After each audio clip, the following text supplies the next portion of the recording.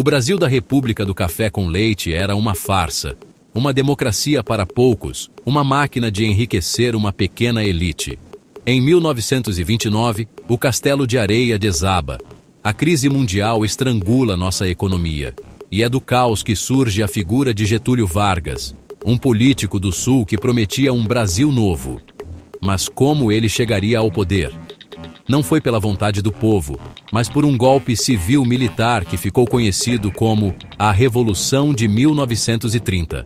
Vargas sobe ao poder pela força das armas. Seu governo provisório tinha um objetivo claro: centralizar tudo. Ele nomeou interventores para os estados, quebrando o poder das velhas oligarquias. A resposta veio em 1932. São Paulo pegou em armas na última Guerra Civil Brasileira. Vargas esmagou a revolta, mostrando que não toleraria a oposição. Ele convocou uma constituinte não por bondade, mas por pragmatismo.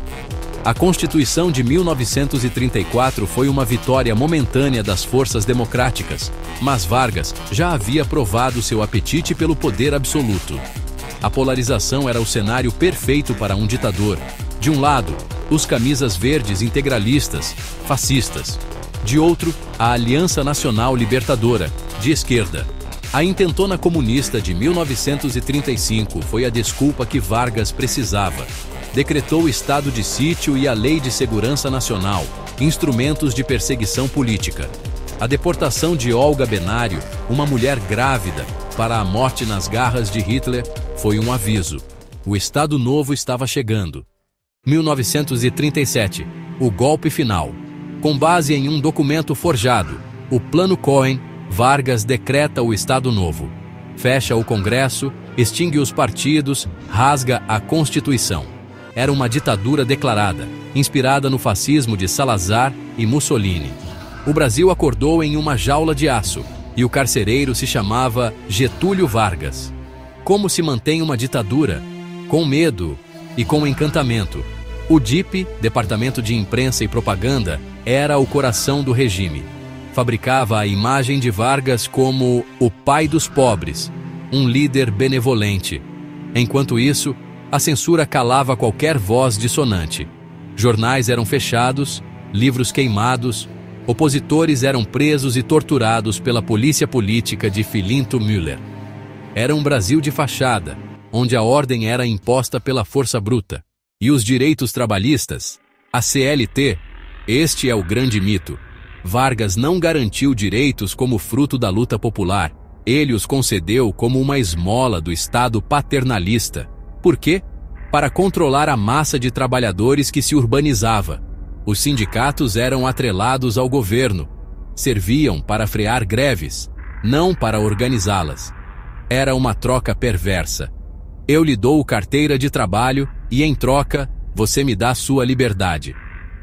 Enquanto isso, o Brasil se industrializava na esteira da Segunda Guerra, um desenvolvimento acelerado, mas sob o tacão da ditadura. Com a derrota do fascismo na Europa, a ditadura de Vargas já não se sustentava. Em 1945, os militares o depuseram. Mas Getúlio era um político demasiado astuto. Ele voltaria, não pela força, mas pelo voto, em 1950. Cercado por uma crise política, em 1954, ele cometeu suicídio em um ato final, calculado e político.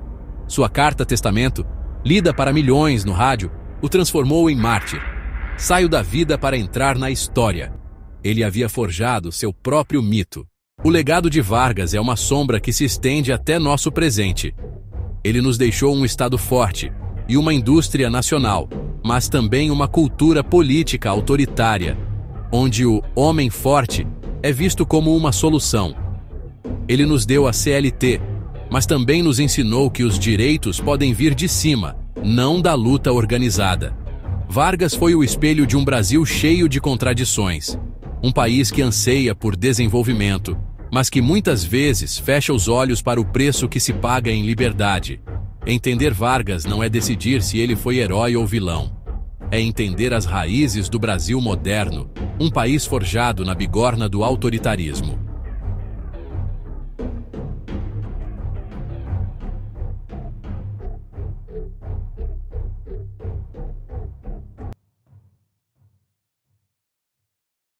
E essa história de autoritarismo está longe de acabar. No próximo episódio desceremos aos porões do regime que, em muitos aspectos, deu continuidade ao projeto de controle social de Vargas, a ditadura militar. Este vídeo abriu seus olhos? Compartilhe, discuta, debata. A verdadeira história é feita de confronto de ideias. Deixe seu like, inscreva-se e comente. Qual é a maior herança de Vargas para o Brasil de hoje?